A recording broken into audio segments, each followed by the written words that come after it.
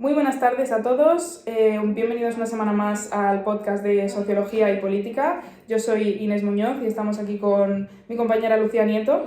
Y hoy, esta semana, traemos una pregunta muy interesante, que es cómo influyen en la economía, en la política, en los medios y en la vida en general empresas gestoras como pueden ser BlackRock o Vanguard. Bien, lo primero que queríamos comentar son qué son este tipo de empresas, porque yo personalmente, antes de realizar esta investigación, rara vez había escuchado hablar ni en clase ni en conversaciones cotidianas sobre este tipo de empresas, pero tras una investigación encontramos que influyen en nuestra vida cotidiana de forma muy regular. Entonces, estas empresas son gestoras de activos simplemente que controlan billones de dólares y son las empresas más ricas del mundo. Específicamente, BlackRock controla unos 10 billones, esta información de 2024, 10 billones de dólares y Vanguard respectivamente controla unos 8 billones, que sería aproximadamente 7 veces el PIB español, lo cual es una locura, y aproximadamente mitad del PIB de Estados Unidos. Para acercarnos a esta pregunta hemos decidido estructurar el podcast de la siguiente manera. Primeramente queríamos plantearle la pregunta a dos IAs que hemos usado, en este caso ChatGPT y una llamada Blackbox. Y luego ya concluir con nuestra propia investigación, sacar nuestras propias propuestas y conclusiones, trayéndolo un poco más al ámbito nacional, es decir, utilizando datos españoles y cómo estas empresas influyen en nuestro día a día a nivel nacional, con empresas españolas, etc. Así que mi compañera Lucía nos planteará ahora la investigación de las IAs. Como ha dicho mi compañera Inés, hemos elegido ChatGPT y Blackbox como las dos inteligencias artificiales para formularles la siguiente pregunta. ¿Cómo influyen en la economía, en la cultura y en los medios de comunicación tradicionales fondos de inversión como BlackRock y Vanguard? ¿Controlan el discurso político con su participación económica o en qué influencian, en qué se debate? Primero hemos preguntado y hemos pedido que definan qué son estas empresas, cómo funcionan, y luego contestar a la segunda parte de la pregunta. Hemos también pedido que pongan ejemplos específicos en los que estas dos empresas hayan influido de manera notable en algún acontecimiento político o económico. De la respuesta que obtenemos, primero con Blackbox,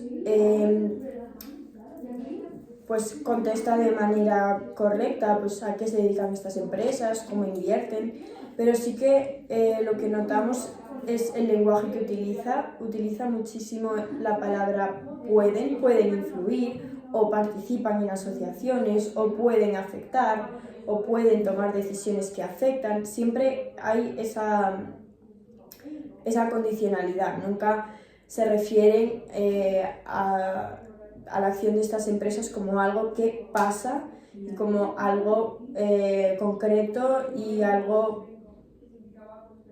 visible, concreto y con datos numéricos que nos permitan ver la magnitud de la influencia de estas empresas.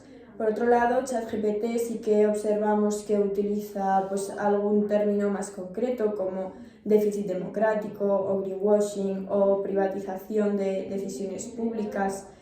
También aparecen conceptos como poder estructural,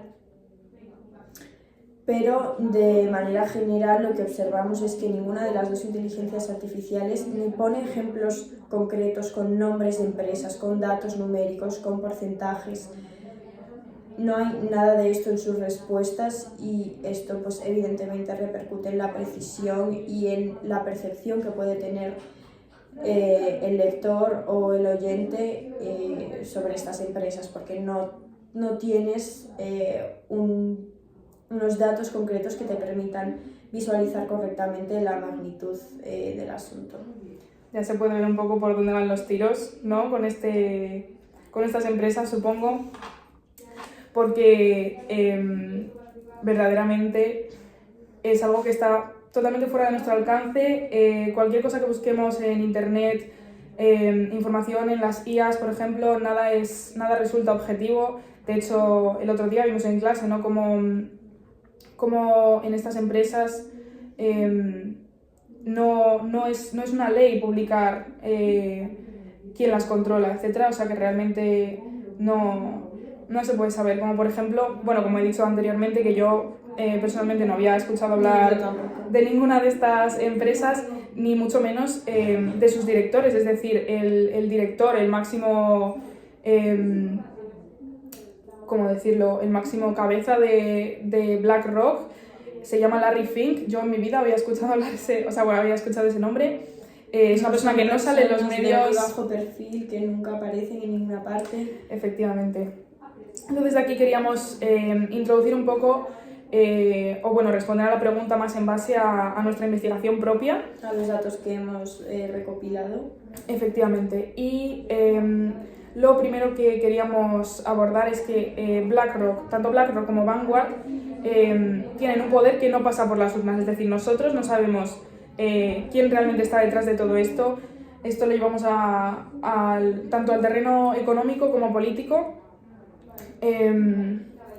Y efectivamente estas gestoras de activos, que no son más que eso, tienen el poder de controlar exactamente lo que pasa tanto a nivel social como económico como político. Tenemos, por ejemplo, el ejemplo que tengo aquí clarísimamente, que durante la pandemia del COVID en 2019, BlackRock comenzó una reserva federal en Estados Unidos y no hubo ni licitación política ni debate parlamentario acerca de esta medida que al final encubre decisiones fiscales. Entonces, ¿cómo sabemos quién nos está controlando, ¿no? Yo creo que es un control que va muchísimo más allá de lo que nosotros nos podemos imaginar. O sea, nosotros buscamos un dato en Google, le preguntamos a cualquier IA, somos bastante ingenuos, ¿no? Pensando que eso es la verdad absoluta cuando realmente hay un montón de cosas detrás, ¿verdad? Estas empresas no solo controlan cosas económicas, sino que influyen en debates políticos. El ejemplo más claro, ¿no? Los lobbies, los grupos de presión, más cercano a nosotros sería la Unión Europea, que ya sabemos que en Bruselas está completamente rodeado de oficinas, de grupos de presión, etcétera, en el que estas empresas tienen la voz cantante, ¿no? Por así decirlo. Incluso se podría decir, lo que hemos investigado, incluso a veces son los propios gobiernos los que acuden a estas gestoras para pedir feedback, ¿no? Al final el Estado se convierte en un facilitador del mercado. O sea, no pierde toda su relevancia institucional y se posiciona al servicio del mercado. Efectivamente, es lo que se denomina, ¿no? Gobernanza postdemocrática, es decir, que las decisiones estructurales ya no están politizadas, sino que están encabezadas por la economía y por la garantía de estabilidad financiera, ¿no? Pero que esto no viene solo en la política y en la economía, sino también en los medios, ¿no? Sí, efectivamente. Estas empresas influyen muchísimo en los medios, en el discurso y en toda la narrativa pública. Tienen un control bastante significativo del discurso público. Por ejemplo, según datos, Vanguard y BlackRock tienen participación significativa en conglomerados mediáticos globales como Disney, Comcast, Warner Bros., News Corp, y también tienen una participación bastante relevante en medios españoles como A3 Media, Mediaset y el grupo Prisa.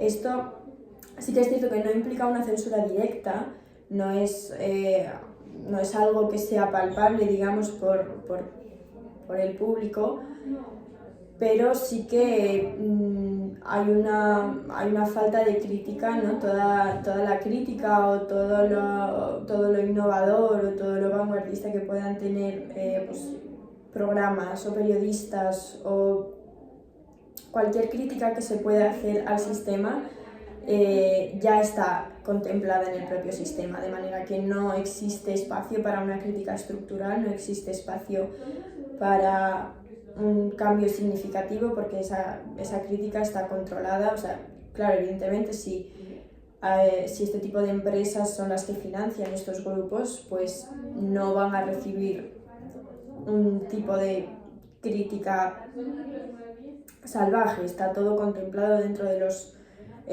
marcos del sistema, de manera que esa crítica estructural al sistema económico global queda desplazada y marginalizada por completo. Paradójico, ¿no? Que se llame Vanguard. En fin. Pues sí, la verdad que es bastante raro que una cadena como la CNN, por ejemplo, haga cualquier tipo de crítica al sistema así activamente. Sí, se critican, pues evidentemente se critican política nacional, se critican decisiones en el ámbito nacional, pero nunca se ha visto una crítica estructural al sistema, al orden mundial nunca se ha visto. Siempre pues es algo nacional, es algo tal, pero como hemos dicho antes, el Estado ya está un poco de capa caída y al final acaba siendo el facilitador del mercado. Entonces esa crítica al Estado realmente pierde relevancia porque es que no hay entidades por encima de ese Estado-nación o incluso de la propia Unión Europea, como tú has dicho antes. Sí, bastante 1984, en mi opinión, ¿no? Que sí, un poco dejan ahí un poco margen. Sí, es un poco distópico, totalmente. Dejan su margen de crítica, pero eso todo entra dentro del sistema al final. Pero bueno, luego queríamos traer un caso concreto del caso español, ¿no? Que como ha dicho Lucía, que estas empresas controlan centros mediáticos o empresas mediáticas, A3 Media, el Grupo Prisa, etcétera, españolas que al final, son cadenas que vemos todos los días, o sea, me refiero. Pero, son líderes en su sector. Efectivamente, ¿quién se va a interesar por quién hay detrás de A3 Media? Me refiero, nadie. Pero no, tenemos un caso mucho más cercano, opino, o de mucho más impacto, ¿no?, en la economía, que es que estas empresas son accionistas en la banca española. Como dato concreto quería traer... Y todas las empresas del IBEX también, ¿no? Efectivamente. Estos fondos son los mayores accionistas en bancos como BBVA, Santander, en los que controlan un 5,92% y un 5,42% respectivamente. Es decir, es una barbaridad lo que controlan. Pero no solo eso, sino que también controlan un 3,43% del Banco Sabadell, un 3,2% aproximadamente de CaixaBank y un 3,28% de Bankinter. O sea, es que están en todas partes, estos básicamente. Sí, todo el mundo que conozcamos tiene una cuenta en alguno de estos bancos, todo el mundo que conozcamos ve algún canal de televisión que pertenece a Mediaset o a A3 Media, de manera que la influencia es muy, muy significativa. Totalmente. Entonces te quería preguntar, Lucía, ¿qué implica esto para la democracia? ¿Qué somos? Claro. ¿Qué somos? ¿Qué es la política? ¿Qué es la economía? Si realmente nada de lo que nos están contando es lícito, transparente. Claro, es que esto, toda la influencia de estas empresas se traduce tiene un poder, pero este poder es distinto de la concepción que tenemos tradicionalmente del poder. No son empresas que gobiernan en el sentido formal de la palabra. No hay un gobierno, no hay un ejecutivo formado por Larry Fink, que es el dueño de BlackRock. No existe esa figura. Es una persona que no está en los medios. Efectivamente, es más podemos llamarlo un gobierno en la sombra o un poder en la sombra. Pero aunque no gobiernen de manera formal, aunque no tengan una imagen pública, estructuran por completo y a su antojo las condiciones de la política. deciden qué proyectos reciben inversión, qué sectores son rentables, qué tecnologías se expanden y pues evidentemente todo esto tiene consecuencias profundas para la sociedad en general y para el sistema político, por supuesto. Existe un déficit democrático increíble, ¿no? O sea, siempre se habla de bueno, pues la política siempre hay pues suele haber un cierto escepticismo en cuanto a, bueno, ¿cuánto vale nuestro voto? ¿Cuánto tal? Pues, bueno, según estos datos, pues podemos concluir que vale bien poco. En escala, a gran escala, poco, la verdad. Claro, donde, pues es que al final, lo hemos dicho ya varias veces, el Estado es facilitador del mercado y esto pues se traduce en un déficit democrático increíble. O sea, es un sistema que, bueno, pues tiene grandes carencias y pues no estamos viviendo en un sistema verdaderamente democrático.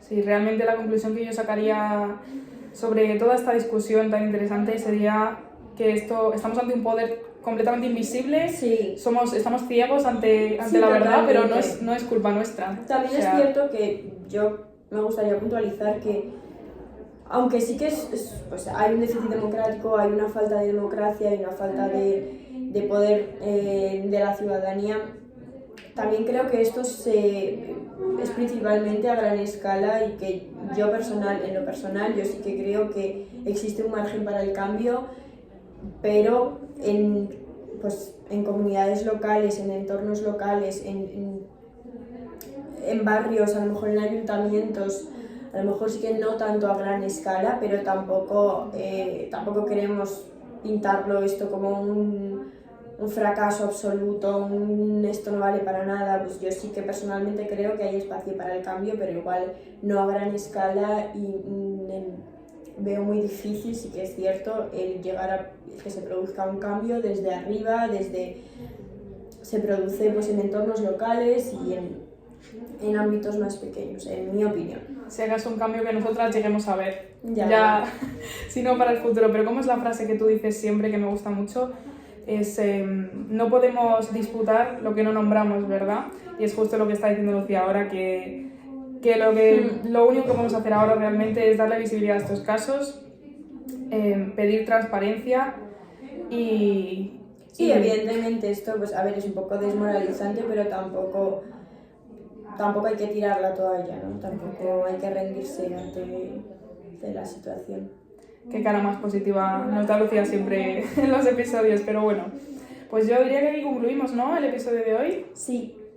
También otra cosa importante que se me olvidaba y me parece importante puntualizar también, esto ha sido nuestra investigación. Hemos utilizado medios convencionales, hemos utilizado Google, hemos utilizado Internet, hemos utilizado buscadores a los que tiene acceso todo el mundo, y también creo que es importante puntualizar esto porque también sí que creemos que nada es 100% objetivo, nada, o sea, evidentemente las búsquedas de Google todos sabemos que muchas veces están posicionadas de una cierta manera, entonces también eso hay que recalcar, que igual de nuestra investigación a probablemente la realidad haya un margen de error o un margen... Las búsquedas en internet también están adaptadas a nuestro algoritmo, a nuestras búsquedas anteriores, a nuestra posición geopolítica, etc. Por supuesto, entonces eso también nos parece un detalle importante a tener en cuenta. Y ya está, concluimos con eso. Pero bueno, espero que os haya gustado el episodio de hoy. La verdad que da mucho que pensar este tema. Pero bueno, nos vemos la semana que viene. Muchas gracias por atendernos y escucharnos y hasta la semana que viene. Adiós. Hasta luego.